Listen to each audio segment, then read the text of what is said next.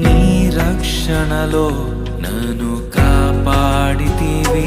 నీ అనురాగము ఎంతో గొప్పది, నీ సంకల్పము ఎంతో గొప్పది.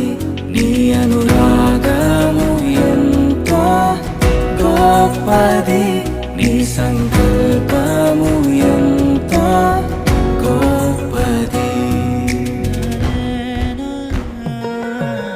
దీవించుము దేవా మా కుటుంబమును, నీ దీవెన తరతరములకుండును. దీవించుము దేవా మా పిల్లలను,